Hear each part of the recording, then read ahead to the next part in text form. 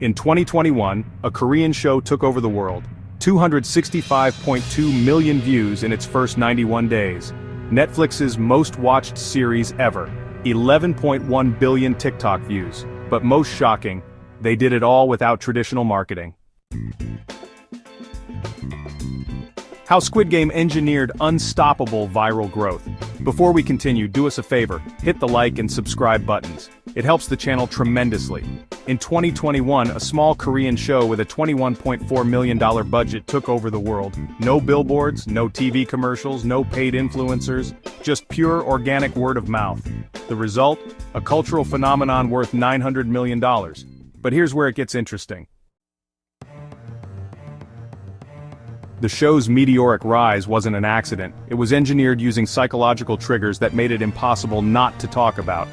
Here's how they did it. First, they tapped into universal emotions through children's games. These weren't just any games. They were simple ones everyone could relate to. Red light, green light, tug of war, marbles. Familiar games with deadly stakes created irresistible psychological hooks. The show masterfully combined nostalgia with horror. This contrast between innocent childhood memories and brutal consequences created such powerful emotional whiplash that viewers couldn't help but share their reactions. And that's when something fascinating happened.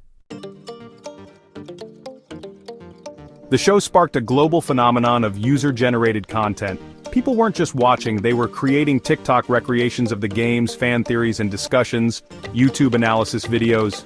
The hashtag #SquidGame hit 11.1 billion views on TikTok alone. This user-generated content created a powerful flywheel effect. 1. People watched the show. 2. They created content about it. 3. Their content made others curious. 4. More people watched the show. Each cycle amplified the show's reach exponentially. That wasn't all.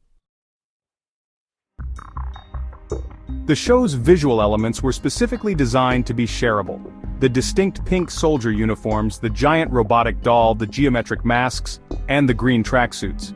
Each visual element became instantly recognizable. This shareability led to something unprecedented. The show transcended entertainment and became a cultural movement. Interest in learning Korean increased 76% in the UK and 40% in the US, according to Duolingo data. Even fashion was impacted.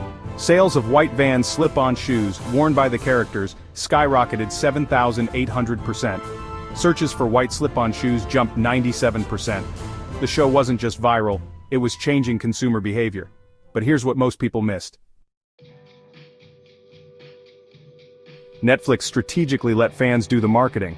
When MrBeast recreated Squid Game in real life, his video got 166 million views. Instead of spending millions on marketing, Netflix let creators and fans spread the word organically.